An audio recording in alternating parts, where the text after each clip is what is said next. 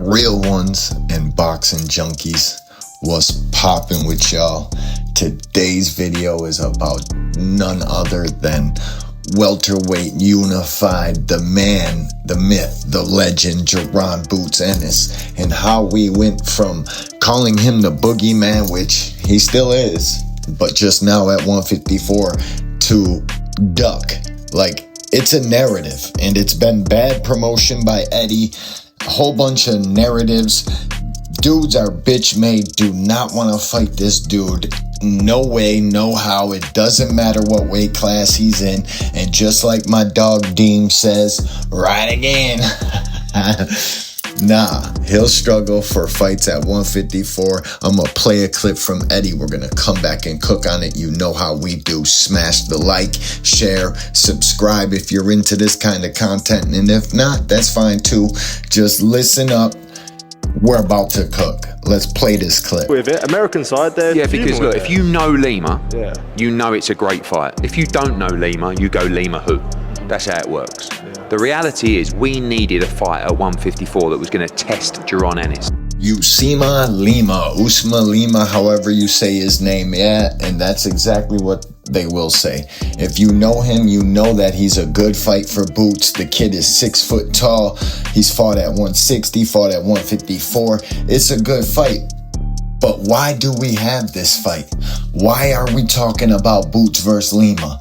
That's because Virgil Ortiz can't take the Jaron Ennis fight fresh off of an injury. What do you guys think? He's going to test out his surgically repaired hand on Jaron Ennis? I mean, you seen his dad acting a fool on Twitter, talking about we don't move to the beat of Boots' drum and shit like that. Well, guess what? Both promoters agreed on it, and your boss is Golden Boy. So Boots and Virgil are going to fight later on in this year, but the rest of these dudes been ducking. And here's another clip of Eddie Hearn. Let's get it. He fought the best welterweight in the world, bar him, in a big unification, won that. Now we're moving up to 54, and the team said, look, we're going to be in massive fights at 54. We would like one fight before we fight Ortiz, Crawford, whoever signs up to take the fight. But after Lima, God willing we come through that, he will fight anybody. And he's signed to do it within his extension with us. So, you know, I'm Oh, and I have no doubt Jaron Ennis will fight anybody. All 4 154-pound champions, whoever you think is the best, Jaron Boots Ennis probably gonna one-up them. Probably gonna beat them down. He's probably gonna have problems getting those champions in the ring, just like he had problems getting all the 147-pound champions in the ring. I mean, isn't it funny that these other 147-pound champions didn't have to achieve greatness or go after Boots or try to get what Boots was going after? I mean, Brian Norman Jr. turned down 10 times his highest payday, and that's the thing with the Boots camp.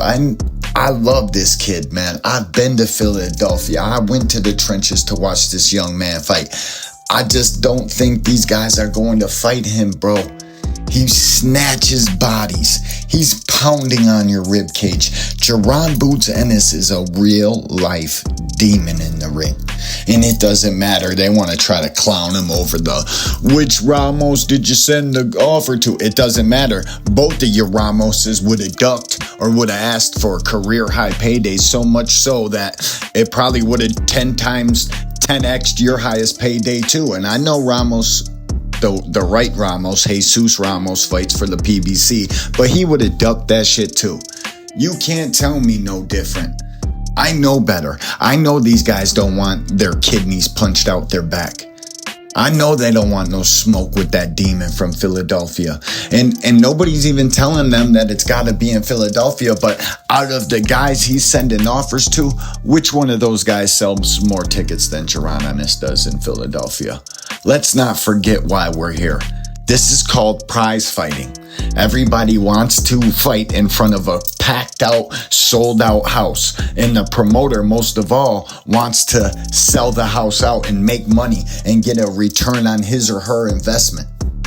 Like, do y'all It's like we're forgetting the more we get into this internet era where goofies on couches can tweet at fighters and act like they should have did something or gonna do something, like they've ever done anything in their life. They're sitting on their couches, literally growing hair and collecting dust, trying to criticize fighters. Jaron Boots Ennis will have nothing but problems getting all of these bitch-made PBC fighters, top-ranked fighters, turkey fighters. It don't matter. They know what time it is with Jaron. They ain't getting in the ring with him. Here's one more clip from Eddie Hearn. We're going to come back and cook on that too. We're right up for it. You know, we're all moving forward, trying to make the best fights in boxing. We went away and Jaron Ennis signed for the fight on the terms that were discussed. Okay, we all said to the zone, we're going to fight in October and then we'll do the fight in January, February, whenever you want. Ortiz, you're going to fight in October and you do the fight. So I can't control whether Ortiz will fight Boots. And when I said to you the other day, it got construed. I said, we've signed. Eddie Hearn said, we have signed. They had a meeting with Golden Boy and both sides got it all hashed out, and this fight will happen. And let's not forget, there's no major sporting outlets that cover boxing. It's us here on YouTube that promote these fights for Matchroom and PBC and all of these big time promoters. Us guys talking on the internet, and they drop jewels and make us talk about certain headlines and certain things, even if we don't want to. So let's just not forget that. We can't make Virgil Ortiz fight Jaron Ennis next when Jaron is moving up, getting acclimated, and Virgil's coming off of an injury. It just doesn't make sense. It's not practical. So yeah, Jaron would have had a better opponent than Usima, Lima, but guess what? These guys don't want to fight this demon, and they're not going to wake up tomorrow and all of a sudden want to fight neither. He's going to struggle. I do blame Eddie Hearn a little bit. You got to pay these guys more, but I'm also a realist. I'm not going to allow Jaron Ennis to get extorted just so some couch potatoes are happy with his next fight. I've been to a fight in Philly. I'll probably go to this one. I don't care the opponent. Just make it exciting. Let's keep building these fights. Let's keep pushing the sport forward. And for God's sakes, let's stop calling guys that we know couldn't get beat by the guy you're calling him a duck for. Let's just stop using the term duck, because boxing is a business first, second, and third. It will be a sport somewhere after that. Don't forget it. Tell me what y'all think about Boots' next opponent. Will he struggle to get opponents in the ring at 154? And most of all, if you rock with me, I rock with you. Smash the like, share, subscribe. Until the next time. Peace.